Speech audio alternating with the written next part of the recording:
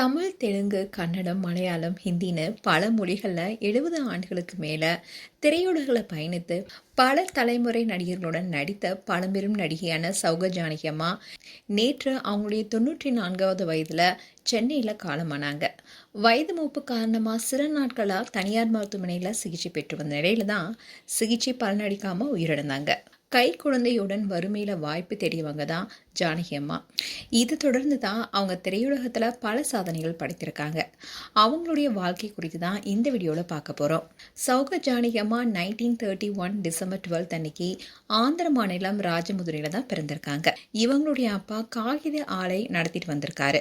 அப்போ தொழில் காரணமாக குடும்பம் பல இடங்களில் வசிக்க ஆரம்பிச்சாங்க. சென்னையில் இருந்த காலத்தில் சாரதா வித்யாலயில் தான் படிச்சிருக்காங்க.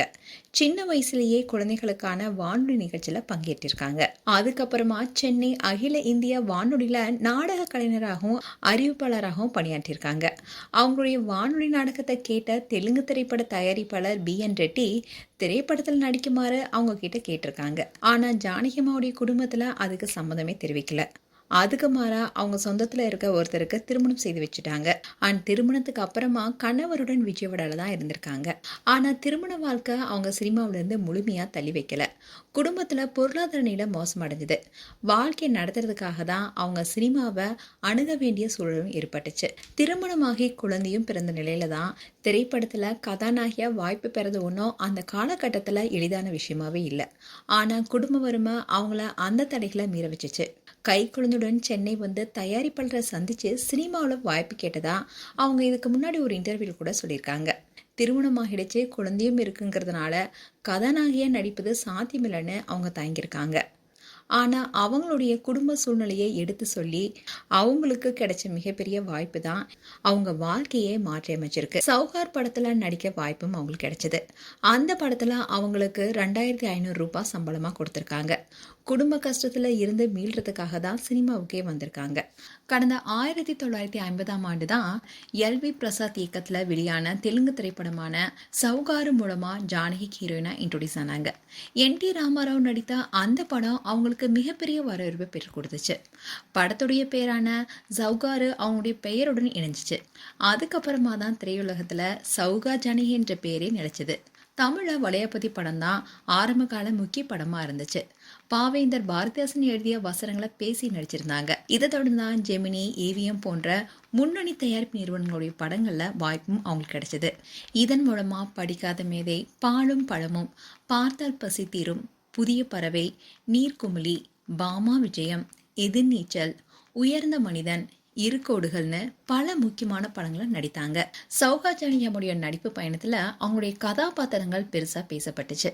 குறிப்பிடத்தக்க அம்சமாகவே விளங்குனுச்சு. ஆரம்பத்தில் சோகமான உணர்ச்சி மிக்க பாத்திரங்கள் அவங்களுக்கு அதிகமாக கிடைச்சாலும் அதுக்குள்ளேயே தன்னை மையப்படுத்தி இருக்காம காதல், பாசம், கோபம், கம்பீரம், நகைச்சுவைன்னு பல்வேறு உணர்வுகளை இயல்பாக வெளிப்படுத்துகிற நடிகாவும் மாறினாங்க. உயர்ந்த மனிதன் படத்தில் உயர்ந்த சமூக அந்தஸ்துடைய பெண்மணியாகவும், இருக்கோடுகள் படத்தில் மாவட்ட ஆட்சியாளராகவும், ஒளிவிளக்கு படத்தில் விதவை பெண்ணாகவும், படிக்காத மேதை படத்தில் சிவாஜியுடைய அப்பாவி மனைவியாகவும் நடிச்சிருந்தாங்க. அதே நடிகை தான் எதிர்நீச்சல், பாமா விஜயம் போன்ற படங்களில் நகைச்சுவையை எளிதாக கையாண்டாங்க. ரஜினிகாந்த் நடித்த தில்லுமுள்ளு படத்தில் அவங்க வெளிப்படுத்திய நகைச்சுவை நடிப்பு புதிய தலைமுறை ஃபேன்ஸ் மத்தியில் அவங்களுக்கு தனி அடையாளத்தை ஏற்படுத்தினுச்சு. சௌகா ஜானகியுடைய திரைப்பயணம் தென்னிந்திய சினிமாவில் பல தலைமுறைகளை இணைச்சது. தமிழில் MGR, சிவாஜி கணேசன், ஜெமினி கணேசன், முத்துராமன், ஜெய்சங்கர், சிவகுமார்னு எல்லாருடனுமே நடித்திருக்காங்க. அதுக்கப்புறமா ரஜினிகாந்த், கமல்ஹாசன் உள்ளிட்ட அடுத்த தலைமுறை நடிகர்களுடனும் திரையை பகிர்ந்து கொண்டாங்க.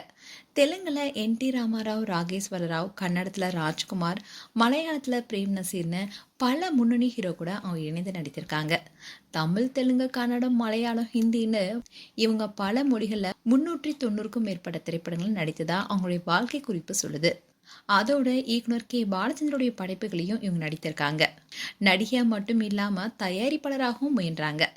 பாலச்சந்தர் இயக்கத்துல ஜெமினி கணேசன் நடித்த காவி தலைவி படத்தை தயாரித்து அதுல இரட்டை வேடங்களும் நடித்தாங்க. அவங்க தயாரிச்சதுல ரங்கராட்டினம் என்ற படமும் ஒண்ணு. இது மட்டும் இல்லாம அவங்களுடைய கலைப்பயணம் முடிந்ததுல பாலச்சந்தருடைய நாடகங்களையும் பல மேடை நாடகங்களையும் இவங்க நடித்திருக்காங்க. 300க்கும் மேற்பட்ட மேடை நாடகங்கள் நடித்திருக்காங்க. ரொம்பவே பிஸியான நடிகையா இருந்தாலும் கூட 1960ல கூட நாடகம் நடிச்சிட்டு வந்தாங்க. சௌகத் ஜானகி அம்மா வெளிப்படையான பேச்சுக்காகவே அறியப்பட்டாங்க. எந்த விஷயமா இருந்தாலும் மனசுல பட்டதை துணிவோட பேசுற குணம் இவங்களுக்கு இயல்பாவே இருந்துச்சு. ஜெமினி நிறுவனம் தயாரித்த ஒளிவிளக்கு படத்துல எம்ஜிஆர் ஜெயலலிதாவுடன் நடித்தப்போ பெயர் இடம்பெறும் முன்னுரிமை தொடர்பா எஸ் வாசன் கிட்ட தன்னுடைய உரிமைக்காக குரல் கொடுத்தாங்க.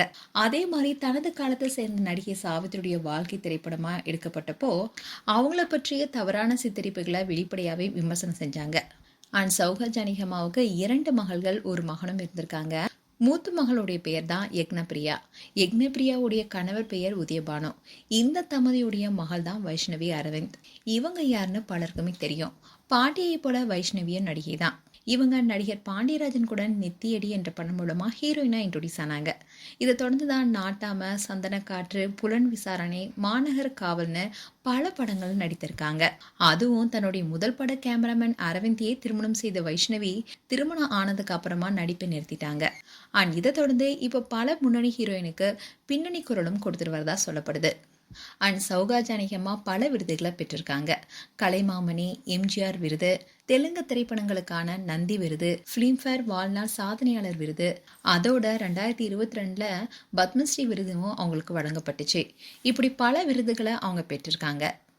இவங்க 2019ல தம்பி படத்துல பாட்டி பத்மா கேரக்டர்ல இயல்பான நடிப்பை கொடுத்திருப்பாங்க. இந்த படத்துல கார்த்திக் ஜோதிகாவும் நடிச்சிருப்பாங்க. இப்படி அவங்களுடைய வாழ்க்கையில பல நிலைகள்ல கடந்து வந்திருக்காங்க. குடும்ப வறுமையின் காரணமா கை குழந்தையுடன் வாய்ப்பு தேடி பிற்காலத்துல தென்னிந்திய சினிமாவுடைய பல தலைமுறைகளை நேர்ல கண்ட நடிகையாவும் மாறினவங்க. அதனாலதான் சௌகத் ஜானகியுடைய மறைவு ஒரு மூத்த நடிகையின் மறைவா மட்டும் இல்லாம தமிழ் மற்றும் தென்னிந்திய சினிமாவுடைய பேரிழப்பாவே பார்க்கப்படுது. மேலும் சௌகத் ஜானகி அம்மா குறித்து உங்களுடைய கருத்துக்களை கமெண்ட் செக்ஷன் சொல்லுங்க. இது போன்ற வீடியோஸை பார்க்க நியூஸ் தமிழ் கிட்ஸ் சேனலை சப்ஸ்கிரைப் பண்ணுங்க. மறக்காம நோட்டிஃபிகேஷன் பட்டனை கிளிக் பண்ணுங்க.